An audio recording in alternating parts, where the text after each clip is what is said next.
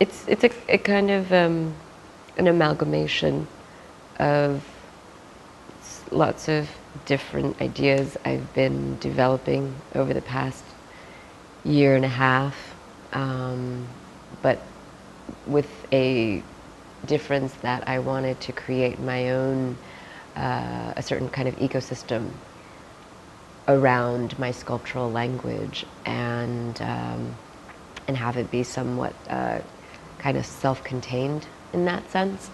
And I've been dealing with a lot of questions of metabolisms for the past 6 or 7 years with my work. And I'm interested in how we metabolize systems, how we willfully metabolize ourselves into systems. And so this is kind of a sort of a microbial investigation into something that I've been interested in for some years now, about these kinds of metabolisms. It's important because it's a very repressed sense in our culture.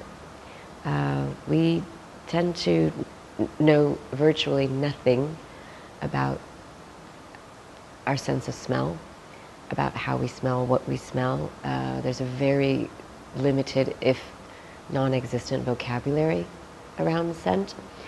But I'm interested in the sensorial realm.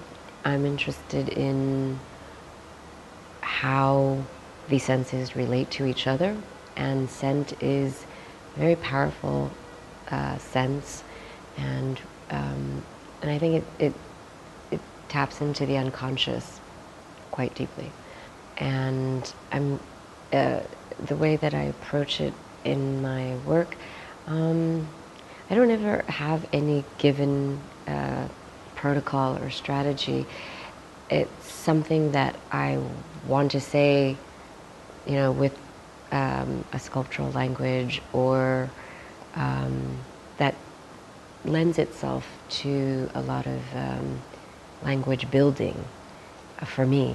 So, for example, I made these deep-fried, tempura-fried flowers, and I would say that was probably one of the most deliberate scent works that I made, even though people probably remember it as something as very greasy and describing more about a kind of a visual sense, the tactility of it.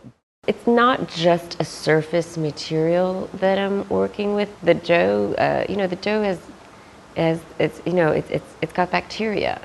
There's a kind of an aestheticization of bacteria in the soap and resin sculptures that are in the inflatable, and there's just a lot of intermingling with these kinds of different sort of interpretations and different sort of language around this kind of bacteria. So that is the symbolic use of the dough, but also that it's this kind of living thing. I tend to, you know, sometimes I use a lot of organic materials and perishable materials in my work, which is sometimes problematic. And I often combine elements and materials that are really in contradiction and that really fight each other, that aren't supposed to work together, like oil and water or something. And I'm always kind of trying to sort of reverse destiny a lot of these sort of scientific processes.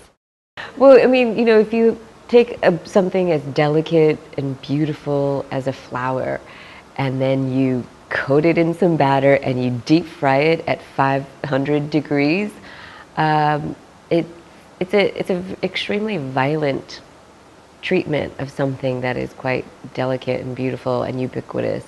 And yet, it also, you know, there's so much going on with that, you know, in that it reflects a lot of what happens in the natural world, which is, of course, you know, producing energy, but then eventual entropy and death. and it's sort of accelerating that process. And, you know, I just think that something that beautiful needs to get messed with.